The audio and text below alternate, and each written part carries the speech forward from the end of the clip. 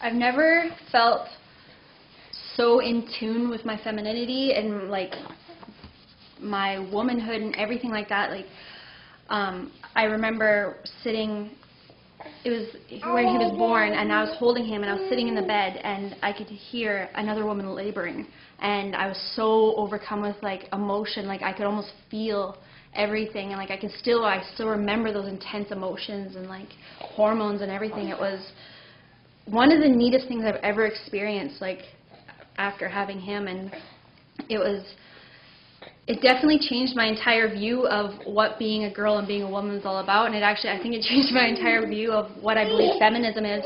I know so many people who they're feminists, and they want this and they want that, and they're just so angry and bitter, and they hate on other women all the time, and they hate, like I know a lot of girls who they take being a feminist to just hate things and be so bitter and angry. And to me, like now after being pregnant and like giving birth and going through that, and I just have a completely different feeling of what it means, and it's more love, and like having children is the most womanly thing you can do. That's what our bodies are meant to do. That's those, like, especially having like a natural birth like that, like in some cases obviously it can't happen, but in most cases it can, and that's what we're meant to do. It's what our bodies are meant to do, and we're more than capable of it, and it's the most empowering feeling in the entire world. And ow, gentle please. You're being rough. Yeah. Aww. It's something that I'd never even thought about until I was pregnant and we found out we were having a boy.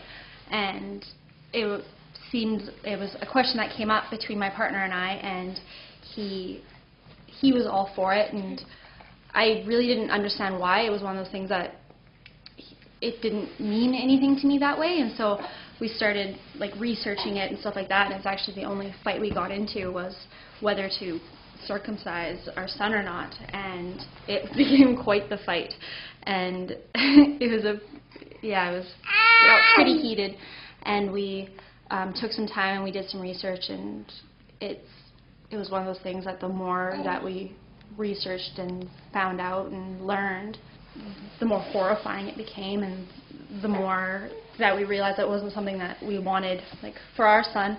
And it was something that I couldn't personally put away, like, after that, and we'd made the decision, and our son was going to be left intact and everything like that. And the more I thought about it, the more it seemed like it shouldn't have been a question that needed to be asked, and I started to really question that and question why people even did that in the first place, and thought that that was an okay thing to do, and just learning about it on everything from a religious level to what it does to babies, and then essentially boys and men, and then even everything, like how it's all connected and how awful it is, and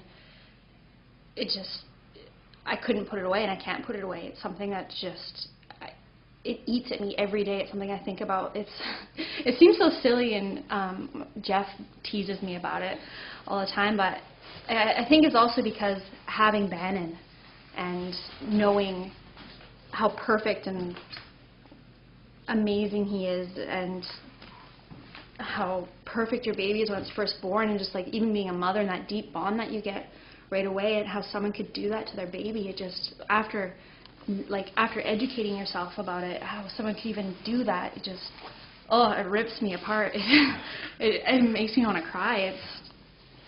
It's awful. If he would have been a girl, this wouldn't have been an issue whatsoever. It wouldn't have been something I thought about. It would have been something whatever.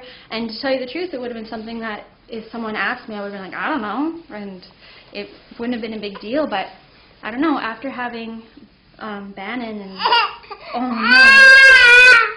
and after having him, and just, like I said, how perfect and amazing and everything is, I couldn't imagine doing something that hurtful on so many different levels. Sorry, I get kind of flustered, and like it just eats me, and I don't even remember the initial question now. I said, I don't know exactly what I want to do, but I don't care. I'll be that crazy person on the corner waving a sign if that's what it takes. Then I became that crazy person walking the street with the sign.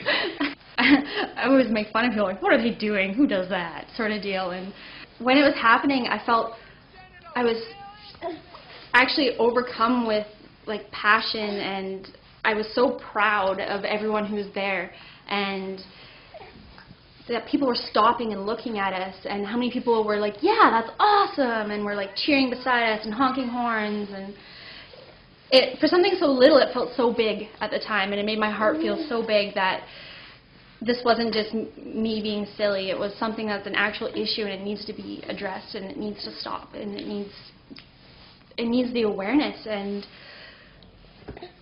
doing that and being part of that, like the first one in Vancouver, is so significant. It just makes me so excited to think about how much, like, what we can do next year and how we can make it bigger, and what else can we do this year even. And I'm a very passionate and a pretty stubborn person, so it's, once I set my mind to something, I need to see it through to the end, and I need to see this abolished.